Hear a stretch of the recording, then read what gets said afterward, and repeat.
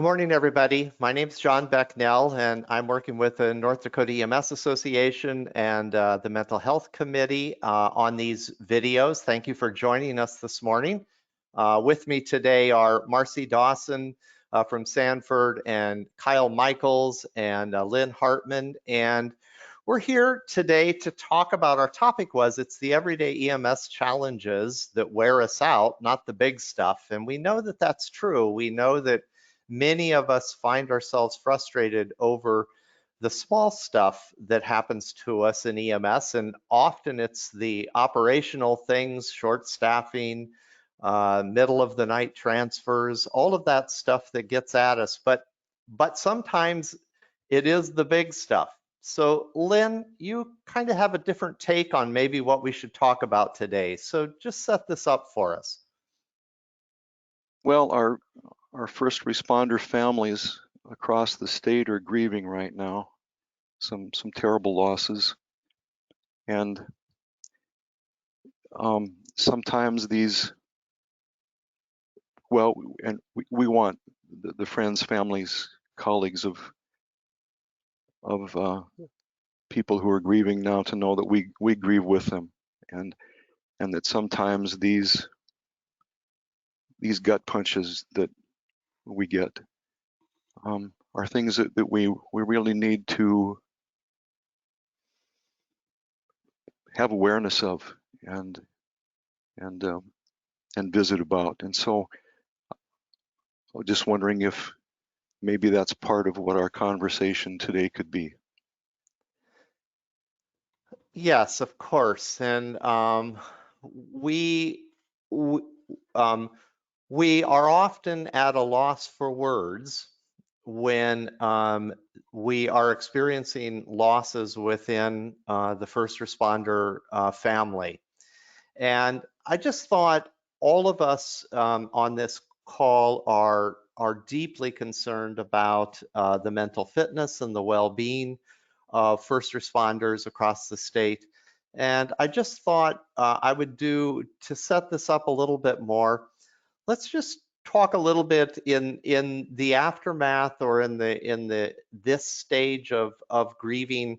Just want to check in with each of you in terms of where you are and what you feel like would be helpful for the people that have tuned into this. And Kyle, I'll just start with you. Where are you, and what do you think we should talk about? Well, John, as you know, it was a heck of a week for me last week with everything that went on and having 3 losses to deal with myself, and going forward and trying to process 3 losses at one time, I think is a lot. And I don't think that we as first responders necessarily put ourselves in that mode. We kind of do the job and move forward and don't really process. And I think that we need to learn to do a better job of processing those losses and understanding that we can grieve as first responders and we should grieve as first responders. I think there's still a stigma behind it that we need to be those big, tough providers that show no emotion and don't grieve for our losses, but I think we need to. Yeah, it sure isn't. Our natural tendency is to dust ourselves off and keep going. And right. I think at times we're at a loss to know how to grieve. I think sometimes we just get so overwhelmed that we just will process when we have time to process. And when will that time come? Do we ever truly get that time to process, or do we just continue to stuff our thoughts and feelings down deep into our little boxes, and when we get to it someday down the road, 15, 20 years, when we finally burn out as providers, is that when we're finally going to process all that we've saw? Yeah, thank you. So let's address that question. So I'm making kind of a list of questions, and we'll talk about them after I check in. PJ, where are you this morning, and what's your thoughts? Well, today is a good day. The sun is shining and it's warm in North Dakota, even on the east side of the state. So that's where I'm at today. But I mean, just kind of echoing what Kyle says is, we all grieve differently, and you know, this past year has been tough for me and my family and even our service. And I think where I'm at in my process of grief is I'm just beginning it, even though my loss was in December. It's just starting for me now. And a thing to remember is that it can happen when and however it happens for you. It's different for everybody. And also just be aware of those feelings. And that's kind of where I'm at in my process as well. And where I've been is just when things kind of flood over me, or when I'm in a certain instance and I'm just aware of kind of those triggers or how I'm feeling when I'm in those situations. And I think that's like the first step, is to say, whoa, this feels different. This feels weird. And I acknowledge that and I accept it and I think about it. And that was happening for months and I didn't really know what was going on. And then all of a sudden it like hit me. And that's when my grief decided to start. And so that's kind of my one take back, is just I continuously am aware of how I'm feeling and what I'm doing when I'm feeling that, and who I'm with, and those types of things. Yeah, so you bring up a really important point that when we don't allow ourselves to grieve, the loss still operates in the background. And we may be able to go on calls, we may be able to take care of our families, we may be able to pay bills, get up in the morning, make breakfast, do all the things that we need to do, but there's this thing operating in the background. And I'm guessing from what I've heard that both individually for us in North Dakota, these recent losses are operating at a level for all of us that'll probably be different, but they are still there. And so we'll talk a little bit about what do we do with this? How do we begin to even, I love that you said, I'm finally starting the process. So let's talk about what that process is and what processing looks like. Marcy, how are you today, and what's your thoughts? Oh, I'm doing good right now. I am concerned about how many suicides, not only within the EMS, but also out in the public, and that you're hearing of more and more suicides. And it concerns me, that people are so overwhelmed that they are unable to see beyond what they're facing right now to uh, finding something in the far future, where that they feel like this is the only answer. And so, and I think, a lot of times it's also might not be the situation right now that may be causing it, but all the other things going on in our lives, all the different directions we're getting pulled in, um, and things like that. Uh, for the most part, I'm just sad because of, um, from hearing all the news that's out there. And I just kind of wonder, you know, it seems like that a lot of people really aren't interested in how to take care of themselves and learning about mental wellness. And how can we get that out there so that we can help people? Like what Kyle's shirt on the message is break the stigma. How can we get people to realize that, we're all human, we all go through these emotions, and how can we help, how can we help others, and how can they reach out and ask for help, get an interest in how we can take care of ourselves and take care of our mental wellness. I think that is really so important no matter what career we have, and especially within EMS here when we're dealing with these tragedies. And we see these horrible deaths, and we see there's a lot of things that we're involved with. And so how can we, encourage others to um, take care of themselves before the bad calls come, and take care of, the stresses, and work on our own mental wellness so that we can help ourselves get through this. I'm so glad you asked that question. And what we'll do today is work with. We'll talk a little bit about grief, and let's talk a little bit about first responders as it relates to suicide in our organizations. And then let's talk about that question that you posed, which is, why do we see such a resistance on the front end to take better care of ourselves and for our organizations to do that? So here's what I have to say to our listeners. We likely will go well over our 30 minutes today. We're just going to give some space and time to this, and we understand that if you have to leave at 30 minutes, there is a recording of this, so there will be an opportunity for you to pick it up later. But if it's okay with my panelists here today, I think we'll just plan to go as long as we need to this morning and give this some space and time that it needs. Is that okay? Yep. Good. So the first thing I just wanted to talk about is in the midst of feeling loss, I'm guessing that people across North Dakota are feeling a mixture of things. And the mixture of things, loss hits us differently dependent upon our proximity to it. So when we lose someone who is in our daily lives, what we find is there is a powerful emptiness and vacuum that is left.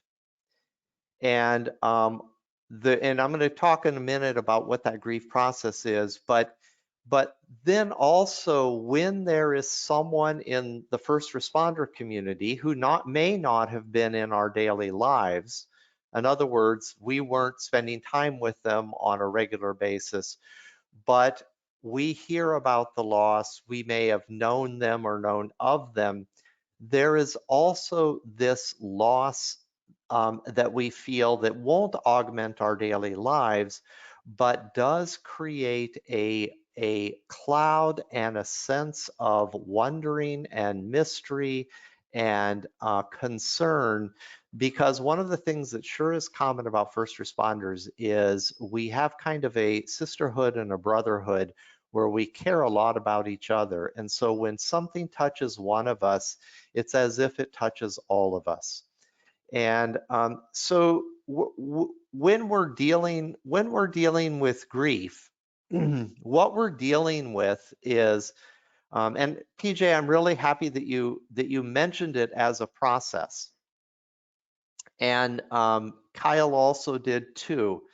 So there is something going on in the aftermath of a loss, and what we're really dealing with is our brains love the status quo, and part of what makes us human and helps us survive is that throughout our lives, from the very earliest days of our childhood, we are making bonds. We are making connections. And what it means to be human is to connect to things and mostly to connect to people. So we're always making those kinds of connections. And our brains like the status quo to stay in place. And now suddenly we're experiencing the absence or the loss of something that we're connected to, and it's taken away.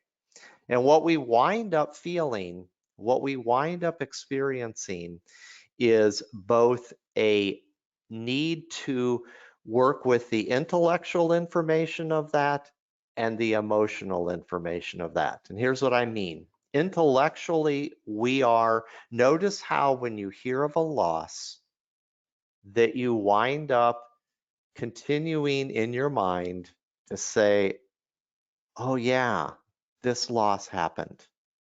And you'll wake up in the morning and you'll know something's amiss and you'll say, oh yeah, this loss.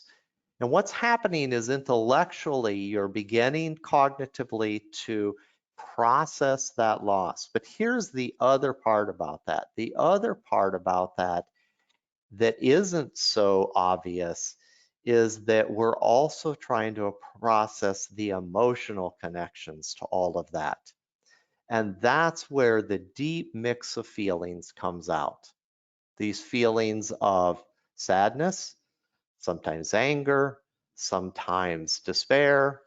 All of these emotional feelings are there. And here's what the processing is. It often takes much longer for us to process the emotional side of this loss, because simply intellectually choosing to say, I know that this loss happened.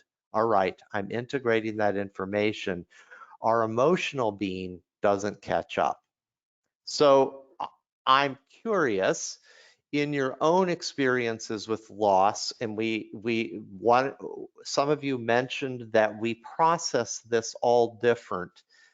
Talk a little bit about how you process this for yourselves. What have you learned from watching other people's? What have you learned from previous losses?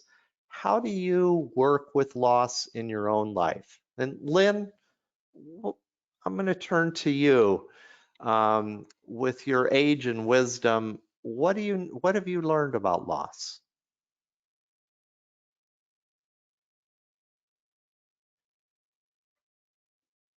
Well, there have been different kinds of losses,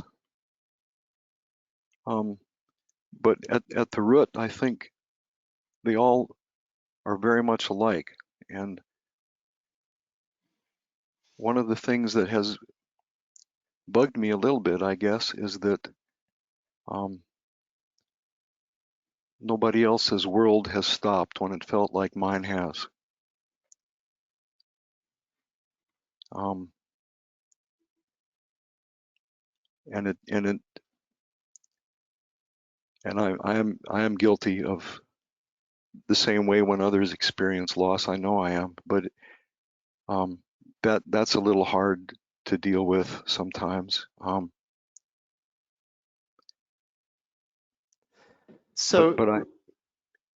I just wonder if at some point, John, I could ask a question about what both Kyle and PJ said, that the process, and that Kyle mentioned that this can take a long time. We can have, and you said that we can have these things kind of sitting in the background for a long time.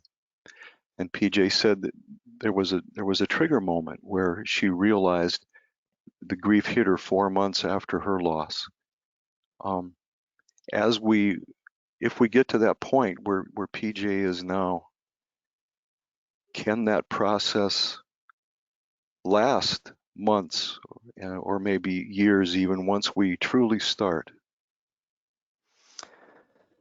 So such a great question, and you meant first. I'm going to talk about time because you mentioned the time that it takes, and often this thing you said, it feels like I'm dealing with something and the world is going on. That's one of the first hallmarks that you are in the midst of grief work and you need to do the processing or work. So research has shown that what we do as humans over a period of time is when the loss happens, there's a ripping away. And then what happens, and it takes time, is that we begin to start integrating that loss. We never get over it. Ask any parent that's lost a child. You will never get over it, but what you will learn over time is that the grief work is you begin to rewrite the story of you and your world and how you live in your world now to accommodate this loss. And when we do the work, we learn to carry the loss in a way in which we can go on with our lives. That doesn't mean we forget the one we've lost. It doesn't mean that they disappear. What it does mean is that we have found a carrying. But what Lynn, you talk about feeling like everybody else is moving on and I'm kind of stuck here. That feeling of being stuck is that inside awareness that I have not built a way to carry this loss yet. And I'm still in the process of doing that. And we'll talk a few minutes about how that happens, how that works out.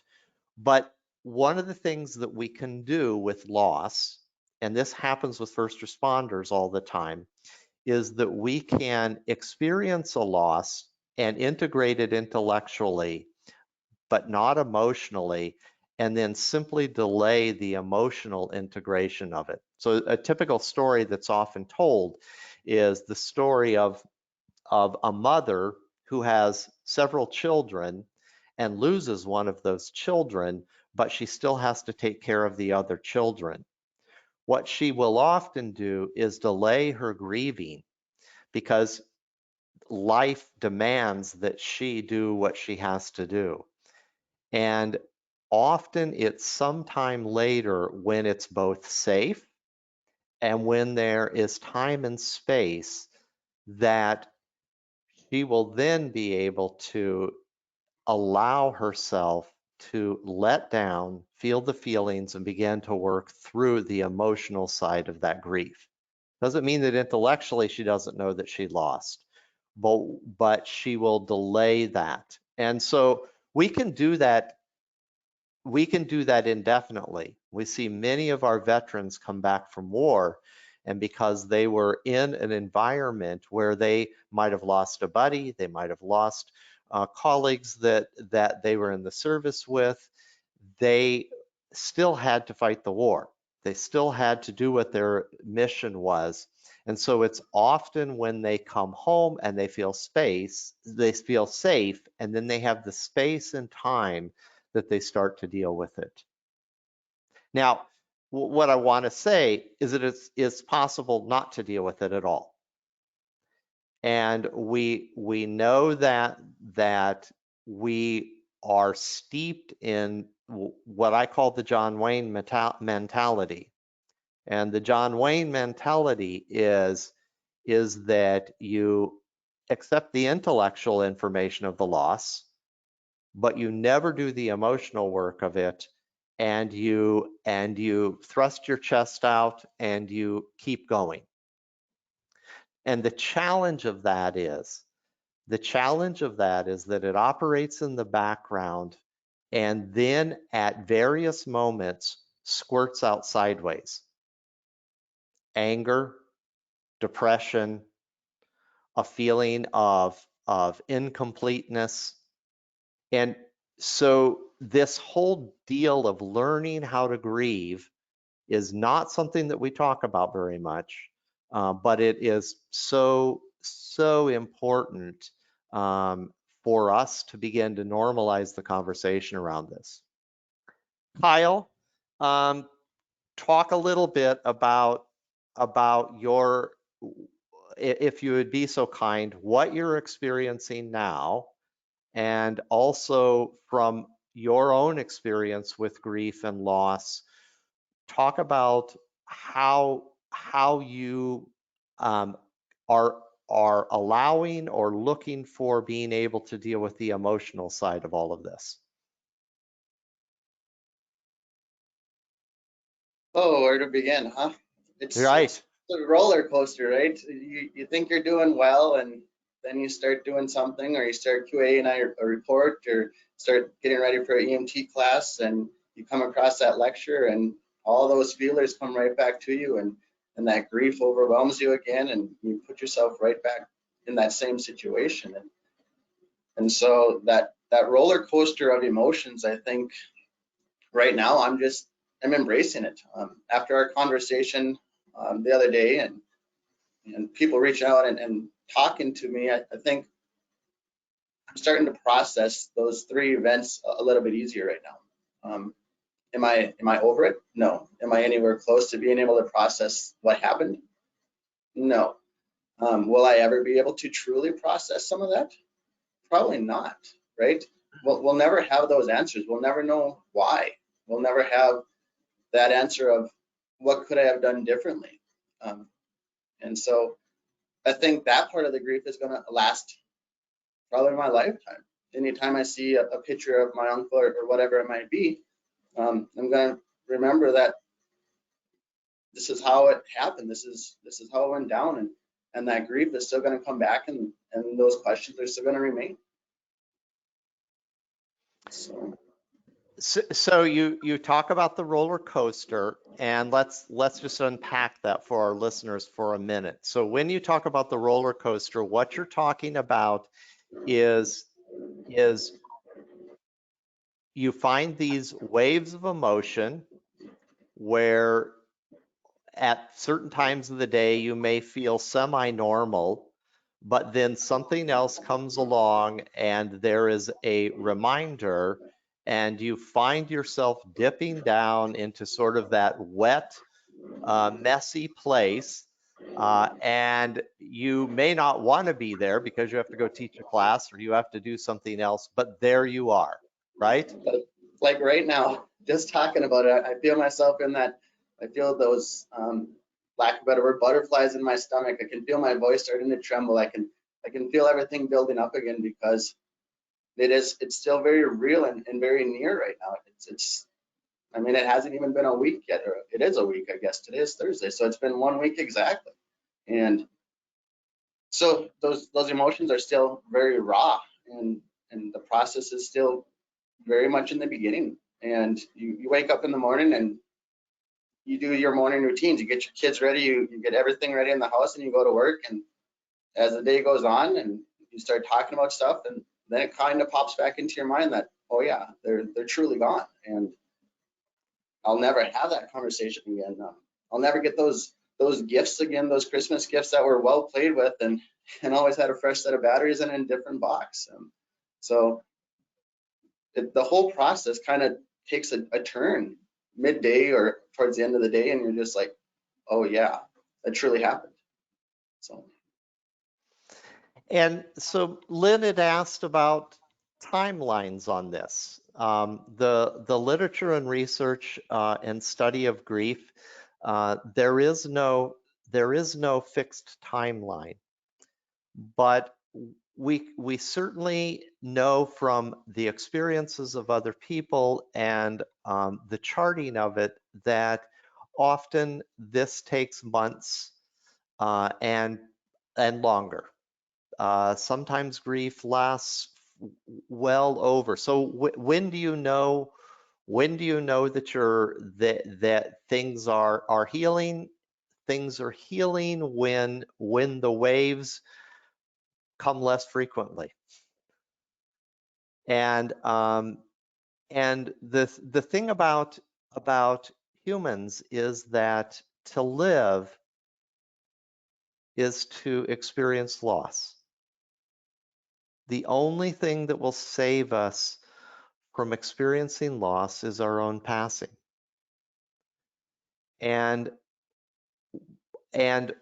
But this thing of experiencing what Kyle is experiencing is one of the prime reminders of what it means to be human and to love and be loved and connect. So to be human means that we're going to make these connections, and we are going to experience losses. And so rather than treat the grief process as something not normal that we should get over,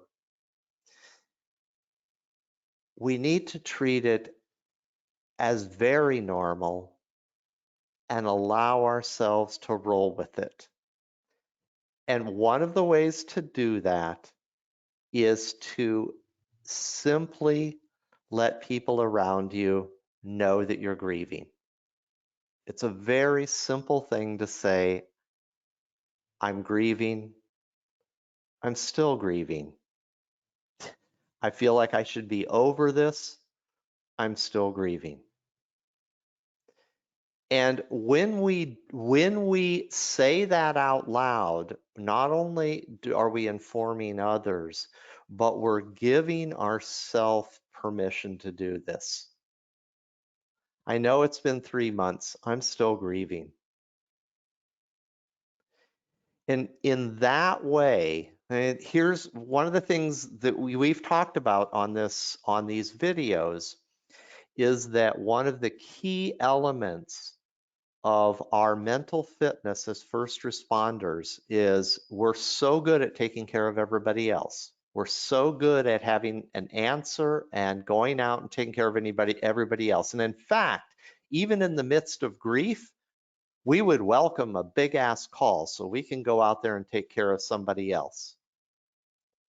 And do anything not to deal with this, what Kyle described as the butterflies in his stomach. We'll do anything not to do that. But here's what I want to encourage you is that we need to have the compassion for ourselves. It's really hard for us to have self-compassion, but to be compassionate enough to ourselves to say, I'm grieving. I'm grieving. And give ourselves a pass so that we can take a few minutes and have those waves. Allow ourselves to go down into that wet trough and experience it. Marcy, I know you have had experience with grief. Does this ring true? What are some of your thoughts? Yes, it's very true. And when you go through that roller coaster, I just embrace it. When things come up that it reminds me of something, it's like, oh, okay, yeah, I'm still grieving. It's okay. And allow yourself to feel it.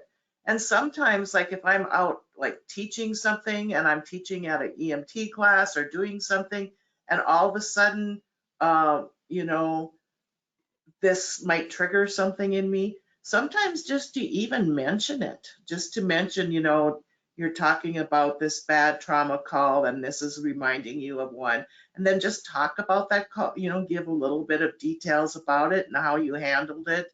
And even just to let the people that you're teaching know, hey, you're going to get these calls and you're going, and sometimes they don't have good turnouts. And it's just a way of being able to embrace it and to talk about it. But mostly it's just like, okay, yeah, I know I just experienced this. I'm sad. I embrace it. And, just letting yourself know that it's okay. And you don't have to sit and dwell on it for hours on end. Sometimes, things become so overwhelming. Sometimes it's like this big hole that you feel in your heart. And just be a kind of having awareness and giving yourself permission to grieve and to have that sadness. It really makes a big difference because instead of trying to push it away, because if you're going to push it away, it doesn't help you get through it. You don't process it. You got to go through it to be able to get it. You got to feel those feelings. And for a while, it's more intense. It's more sad. You might have more tears, but that's how it's helped me, just to acknowledge that it's, this is normal. There's nothing wrong with you. And I think we say that it's more about the situation is abnormal rather than your emotions being abnormal. And even just to say, hey, yeah, I'm human. This is what it's like to be human, is to have these feelings. Yeah, you've said some really great things. This idea that grief is the normal response to an abnormal event. Yes. When I lose somebody close to me, there is this is not normal, but to grieve is normal. And you also mentioned something else when you talked about the EMT class and all of that. And I want to mention to people, so how do you help first responders grieve? Because most of us stuff it down, quickly want to move on. and go over. So let's talk about why the first responder funeral is often doesn't allow for a dry eye in the place. What we're doing when we do this is something that people have known for eons across all cultures, is that when you lose something, you somehow need to mourn it. Now the word mourn, M-O-U-R-N, mourn, to mourn something, what does that mean? Is that means that we take something that we're feeling inside and give it an outward expression.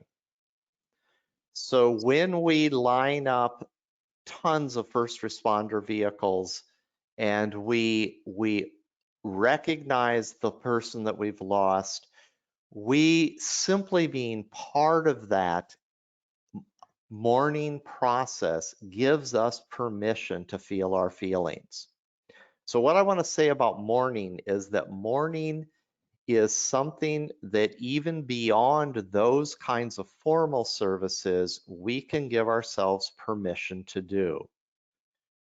We often, many of us have driven along the highway and seen a little shrine beside the highway of a cross and some candles and maybe somebody's name, where someone has built a little remembrance of their loved one who died in a traffic accident. This is a way of mourning. And when we take what's inside and we give it some sort of external expression, it helps us bring what is in out.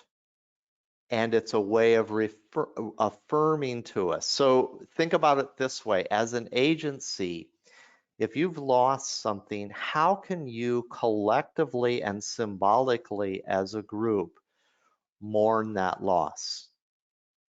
After I talked to Kyle the other day, and I felt his loss was not my loss. I was not going to wake up in the morning because I did not have the loss, but I felt Kyle's loss and wanted to bring that in. And one of the things that I did that evening is we have a little altar in our house, and I lit a candle for him and for the first responders all across North Dakota.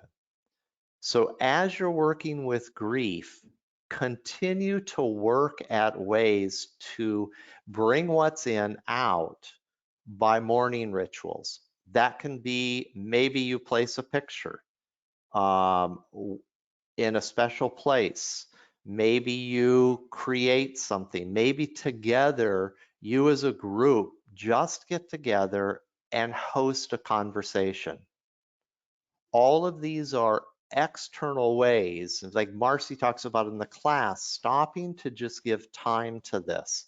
It's no accident that in battlefields, the soldiers will bring the helmet and the boots and the rifle and place it there symbolically, because when we take what's inward and give it external symbology or symbols, it helps us really begin to start working with that grief and giving ourselves permission to both feel it and express it. PJ, what do you want to add to this? Well, in typical PJ fashion, I have like all these like notes that I've been writing. So I just got to understand what I wrote. Through the conversation, I think to myself, like, with the loss of my mom, I thought that I would live a life. I mean, I've lived half my life. I'm 40. How am I going to live the next 40 years without her? So I'm like, man, I think I might live a life of grief for the rest of my life. Like, I just had that fear, like, what do I do with that? And I've kind of in my brain started to tell myself, I'm not going to live a life of grief. I'm going to live a life of loss. Absolutely. I mean, of the loss of my mom, and what am I going to do with that, and how am I going to get through that? Because there's always going to be if she was only here, or she would love this, or all of that through my kids' life, through my life. And so we're just trying to, as a family, like you said, taking some of those inward emotions and feelings and putting them out. And so as a family, we're trying to do things that would honor her, whether that's making new traditions, like Mother's Day is coming up. We're like, what the heck are we going to do now? And so we're like, she loved crafts. We're going to do crafts every Mother's Day from now on. And that's like our outward expression to help us, feel that loss and get through that. And so I've been trying to figure that out because I'm kind of an analytical person that I need to like have an answer for things. And part of that, I'm also giving myself some grace and saying, you know what, you don't have to fix it. You don't have to have an answer. You just have to let it happen, which has been a struggle. And I think it is for most providers like us, is we want to fix it. That's our job, is to fix everything. So I'm learning that a little bit. And I really liked, talking about how,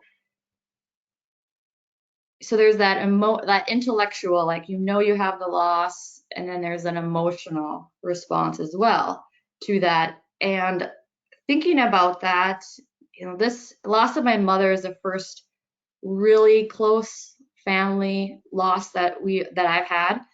Had lots in the field, and I feel like I have gone through that process and grieved those much differently than how I am with this really personal loss. So it's just like an affirmation that all grief is different. The process is different. I feel like with my mother, I emotionally went through it first.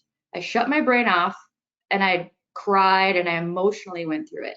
Now I'm intellectually going through it. But when I've had loss like in the field, it's been the other way. So it's just interesting. I've never been in a place that I've thought about that. And it's just important to remember that it's okay, because to feel things differently than the next person. I've gone on many calls that were not good. And my partner has been, maybe a mess emotionally, intellectually, and I haven't been. And so then I'm like, what's wrong with me? Why don't I feel that? And knowing now, in retrospect, that's okay if we're different, because everything is different. And be there for them when they need it, because they're going to be there for you when you need it. And it might not be on the same call or the same type of call. It might not even be ambulance related. So I think just that conversation about the differences is really helpful, because nobody's normal. And so Yeah, grief definitely is it. what we want to make normal is doing what we're doing right now. This is what we want to make normal, is allowing people to get together and freely and openly simply talk about this. We've erroneously believed that we get over grief when we no longer talk about it anymore. And instead, it's actually quite the opposite. So typically, when we teach grief, we talk about sort of 3 stages of the grief process. The first we kind of call the shock or the bombshell. You know what that's like? That's when you get the news all of a sudden. And that's a very chaotic period. And sometimes some of us are just ice cold stoic, and sometimes we freak out. You know that you've worked a cardiac arrest and gone into the kitchen to tell Mrs. Smith that her husband is dead. And you've seen that bombshell shock, right? So that first stage is and usually that lasts a few days to weeks, but that's the intellectual part. People usually get over that. But the second stage we usually often talk about in grief is what we call the wilderness period. And the wilderness period is, as you've integrated that intellectual information, what you want to do is move on, right? But the emotions won't let you. And you feel, it's interesting. I ran a grief program for men at a hospital many years ago. And when the men would come to this grief program, which was a support group for men, the first question they would have is they'd go, hell yes, I'm grieving. Yeah, I lost my wife, or I lost this person or that. And they would come, but their first question was, how do I get over this? And what they were looking for was the only reason they came to the grief support group was they were looking for a shortcut to get through it. So the wilderness period, there's no shortcut. That's going to be as long as it is. And in that wilderness period, we call it the wilderness period because you're going to feel kind of lost. Like, God, what's wrong with me? Why am I still having these waves and going down and feeling myself lethargic or feeling myself not with much energy?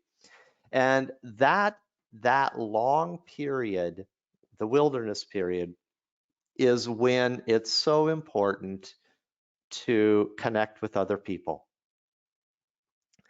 Not only do we need to mourn during the grieving process, but we also need to connect with other people and tell the story.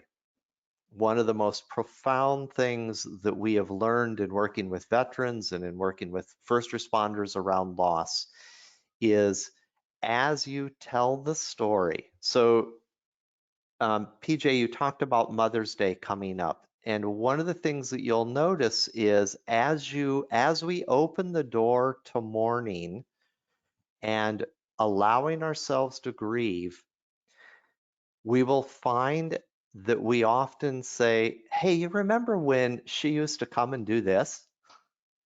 Do you remember this about it?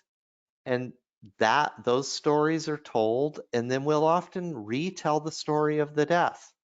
We'll say, yeah, I just couldn't believe it when I got that phone call. I couldn't, and all of that retelling the story, when we tell the story, is the way our brain is beginning to find a new holding and carrying for it. So if you will allow yourself to create safe spaces where you can be together and tell the stories, it's okay to come back and say, hey, I'm thinking about Jim, or hey, I'm thinking about this person, or I'm thinking about this loss, and allow yourself to do that. The more you do that, the more we tell the story, the more we begin to find a better carrying for the grief. Lynn, does that ring true for you? Yes. Yes, it does. And as tough as sometimes the stories can be, it seems to me the more that we share those, the more joy there is in remembering instead of pain. So yeah, to have a safe space with people you can trust, I think has just been really important to me, and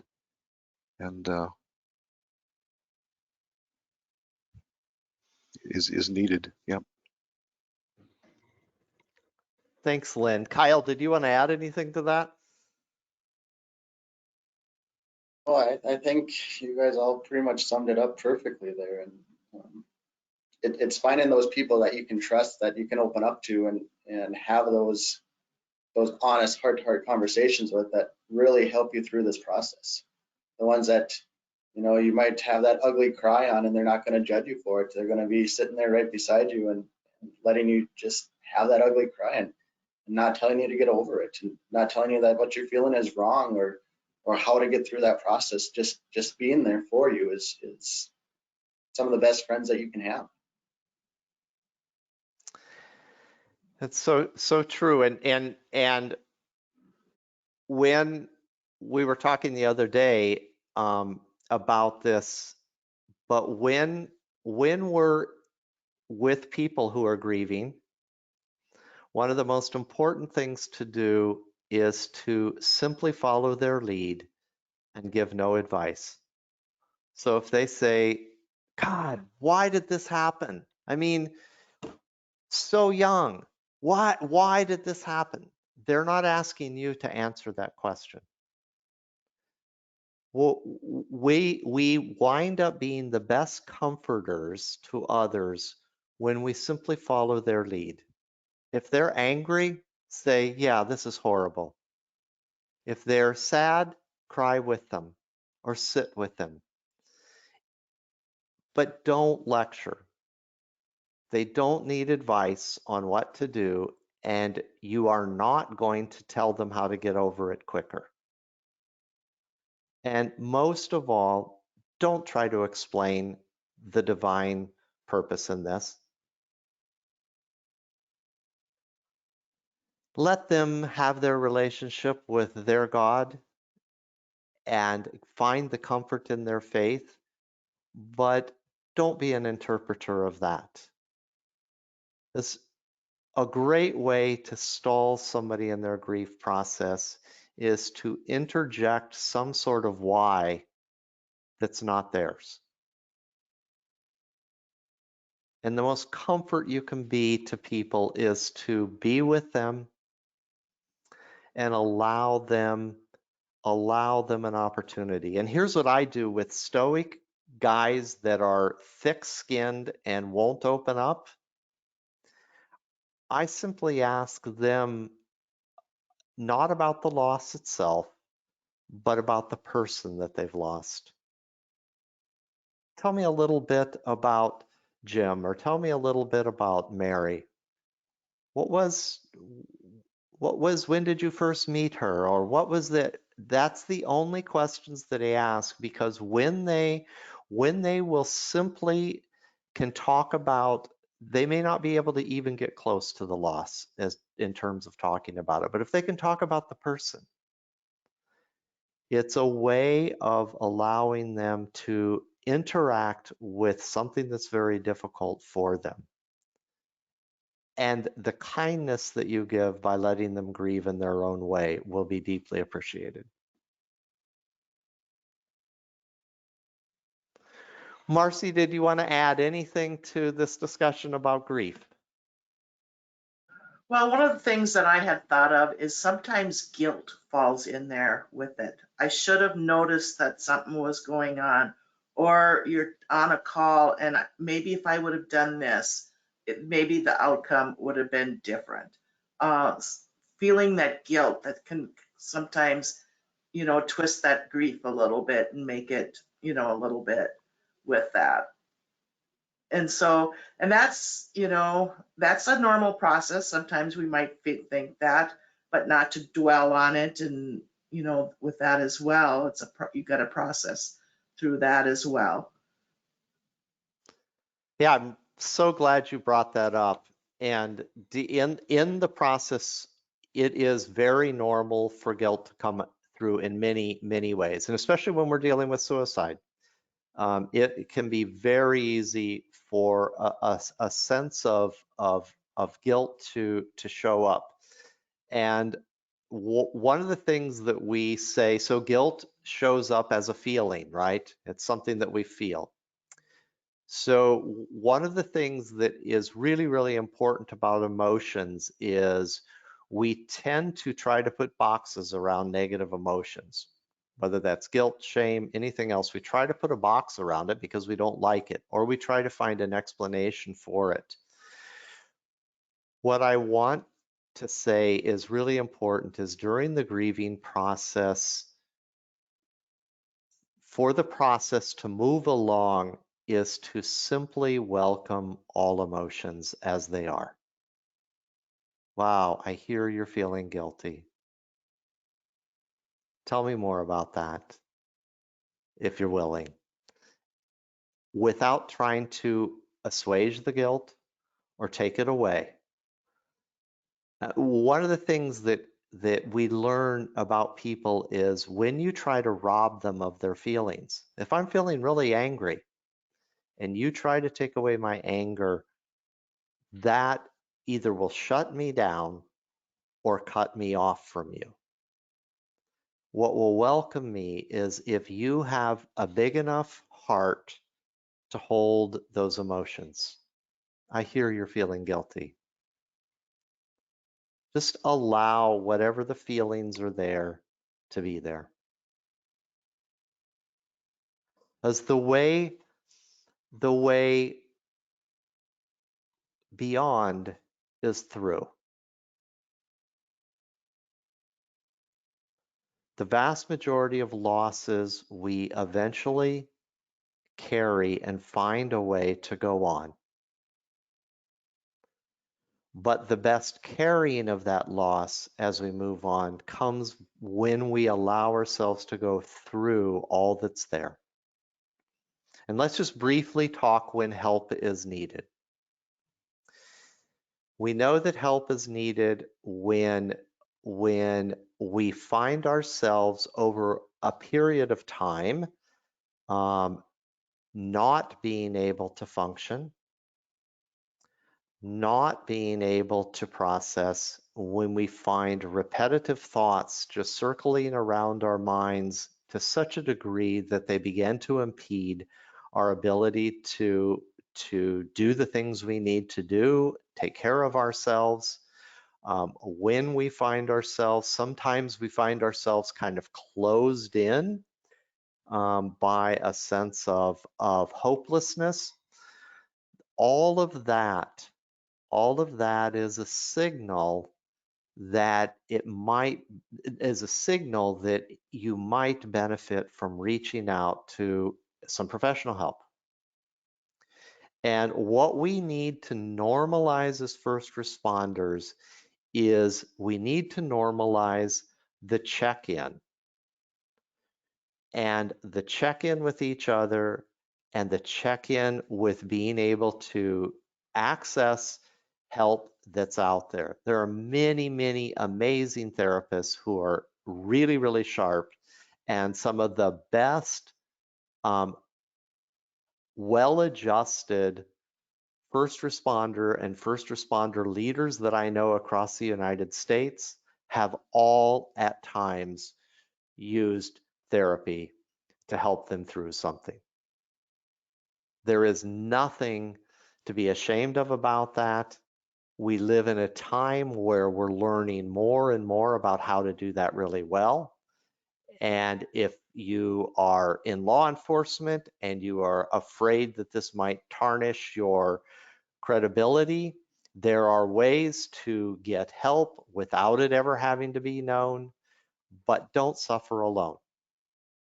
It's just what I want to say. If you're feeling stuck and you can't get out of this, what you need more than anything else is simply to do a check-in.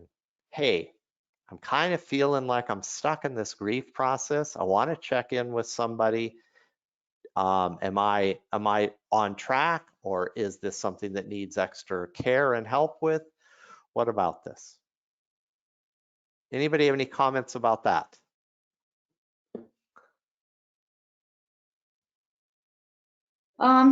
I guess the therapy thing is interesting because many of us feel like maybe we don't have time for it, or like you said, it's makes us weak and it's going to be uncomfortable and all of that. And the truth is, it's like, just from I just wanted to share a little of my experience is when you find the right, therapist, it is one of the most like cathartic experiences, even if they don't say a word back to you, but you're able to kind of just vomit out your feelings and your words in a safe environment without being judged by anyone you know.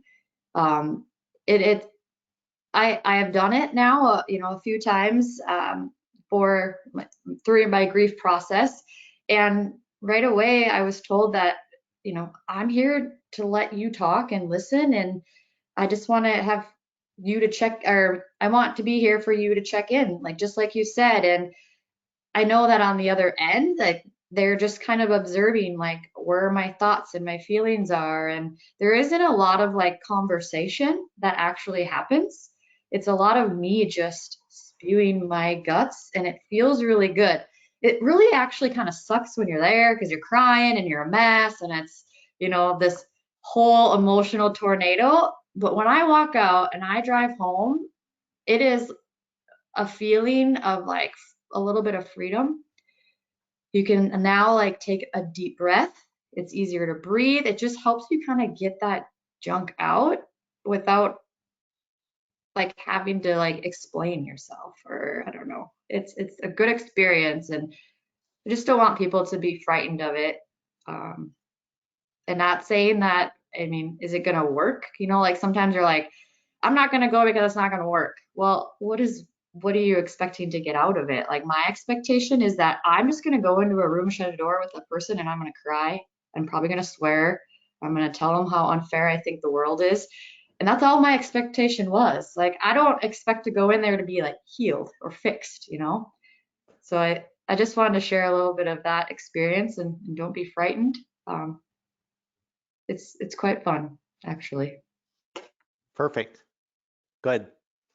I Any other agree with, Go, yeah, Lynn. John, I agree with PJ. There was a really, really tough time in my life, and found a good therapist and was there for, visited several months, and what a great help it was. Um, as the older I get, the more emotional I get, and the less I care about what people think about that. And it would have been helpful if I could have had that attitude years ago. But yeah, therapy was really helpful. I'm glad I went. It's yeah, I would encourage if anybody thinks this is for weaklings, I'm happy to introduce you to Navy SEALs and other people who definitely have punched their man card 3 or 4 times over, who will tell you that one of the best experiences of their lives was, as PJ say, to get in a room where somebody's paid to be a verbal garbage basket for them to get some stuff off. And it's pretty amazing what you can do once you allow yourself to speak freely about what is genuinely going on in your heart. Well, I just wanted to mention, we've been on a while, and I just wanted to mention, we had talked a little bit about where we as first responders, in the aftermath of working with suicide, we know all across the United States, first responder suicide is a topic that is garnering lots of attention, and we could take a whole webinar to spend a lot of time talking about this. And we a few years ago we did some I had a project in North Dakota where we did some suicide training. We might want to resurrect that. That program material is still all out there. But what I want to suggest is that what we're experiencing in the aftermath of losses is an opening. And when this is very tangible to the first responders in North Dakota right now. And the tangibility part of this is creating an opportunity for us to do what is most important in suicide prevention, which is to normalize the conversation about how we're doing as human beings. And what we want to do is create in our environments and in our agencies and in our colleague circles an opportunity to regularly check in on how one another is doing. And what we know is that talking about suicide does not increase its likelihood. It's actually the opposite. And when we as a group make it normal to be able to ask each other questions, how are you doing? How are you feeling? What are you thinking? What are you planning? All of these things are vitally important to creating an environment where people feel normal and simply saying, I'm feeling really hopeless. And so without going into a lot of detail, what I just want to suggest for people listening is that we use this opening not to necessarily go have a workshop or anything else, but to make it more normal within your agency to regularly check in. Before a training meeting, it's very easy to simply say, yeah, before we get to talking about our airway management class tonight, let's just do a quick check-in. How are you doing? We want to look out for each other here in our agency. We want to create a buddy system. We really want to do this. How are we doing? And what you're doing each time you do that is you're beginning to create a safe space for people to bring what they're feeling and feel more like they can talk about it. One of the most preventative things we can do is continue to build relationships with one another to the degree that there is trust so that somebody can say, I'm hurting, I'm lost, I'm dark. And someone else can say, hey, you look like you're hurting, you're lost, you're feeling dark. So if we can create that kind of environment out of it, our chances of really helping one another in this very, very difficult, um, really a public health issue that we're experiencing. Anybody have any comments about that?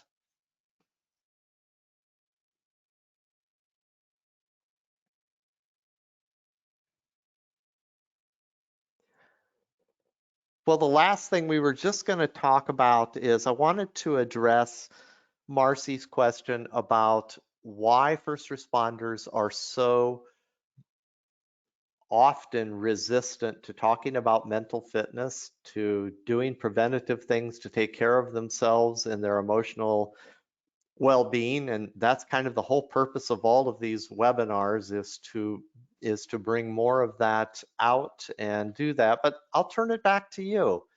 Marcy, what's your thoughts? Why do you think we are so resistant to the help?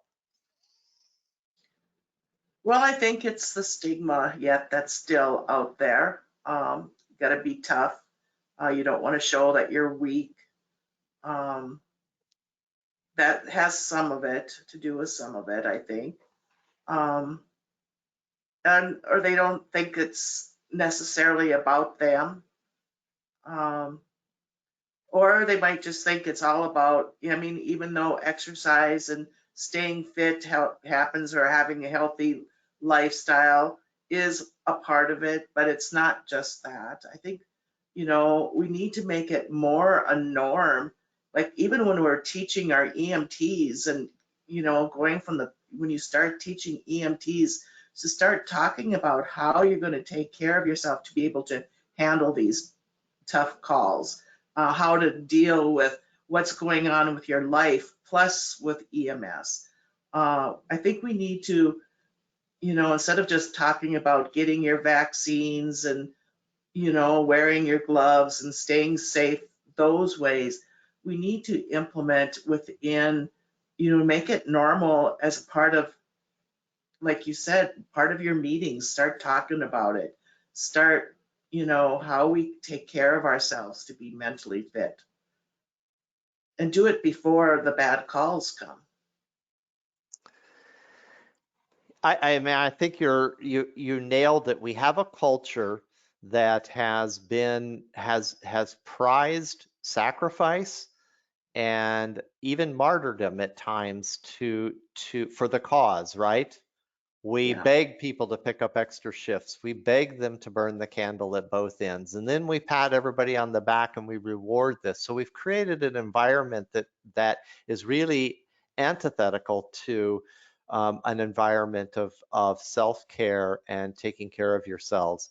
And so one of the things that we hope people begin to get from this work, the fine work that your guys are doing and this committee, is to begin to look at your agency and ask yourselves, in what ways are we contributing to people not taking care of themselves? In what ways are we contributing to people not taking care of themselves? And ask yourselves, because the only way we'll change is if we bring more awareness all throughout the organization, not just a few people, but really starting to say, if I'm going to be a first responder and I know that I'm going to have to go on those difficult calls and I'm going to have to take care of people in crisis and I'm going to have to deal with death, how is it that we're going to create the mental fitness needed to do that? Lynn, do you want to add anything to that?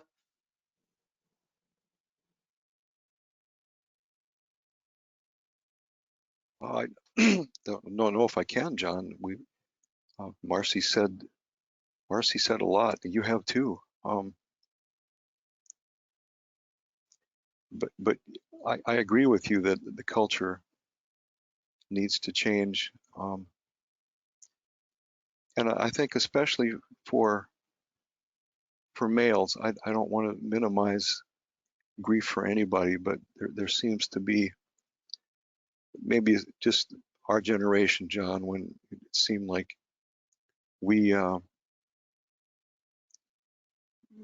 were kind of taught to be very stoic, no emotion, that was a weakness, and it's a shame that it takes such a kick in the groin sometimes to get a teardrop out of a guy, and so I'd like to see that change. Yeah, but no, you guys have really nailed it. PJ, anything to add before we wrap up? I don't think so, because like Lynn said, you guys did a great job explaining that. I mean, to me, it's gotten to a place where I can be vulnerable in front of all of my crews. And once I was able to kind of unlock that vulnerability door, it was amazing how many other people did too. And it just took, me saying, this is what's going on and this is what I feel like. And people were like, oh my gosh, I feel like this. And it just like flooded open. And so I think people genuinely want to have a conversation about how they're feeling. It's just maybe they don't know how to start it. And so if you're one of those people that is lucky enough to say, you know what, I'll be vulnerable today, do it. I encourage you to do it, because it's surprising what kind of will flood in after you make that initial leap. I think that that's just a wonderful place to end, is just to encourage people that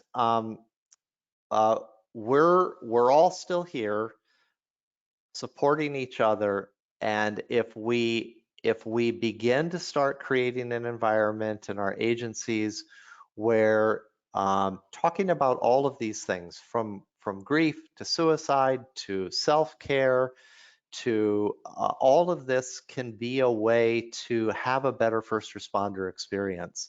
And I know my passion in this work is, I think that being an EMT, medic, firefighter, cop is one of the best callings in the world. And that the ultimate outcome of this should be a full and satisfying life in which, as we get older, we become better at knowing ourselves, we become better at handling grief, we become better at connecting with other people. And all of that is an opportunity that this work provides. Each day we get a chance to go out and see people in extremis and provide hope for them, and then connect with wonderful colleagues. So this is an opportunity, and what I just want to encourage people is, in the midst of these losses and feelings of sorrow, don't despair. Let us leverage what we're experiencing now into creating better agencies, being better persons ourselves, so that those who have gone on beyond us, we can do something that will bring a better place for our whole first responder community in the future. And I know if any of this brought some ideas or thoughts, all of us working with the committee, the association committee, will welcome your feedback and questions that you have or ideas for what we could do would sure be appreciated. So thank you everybody for hanging out with us, and we look forward to talking with you on the next one. Thanks, Marcy and Lynn, PJ. Yeah. Thank you, everyone. I appreciate you guys. Have a great day. Thank you, you Bye. too.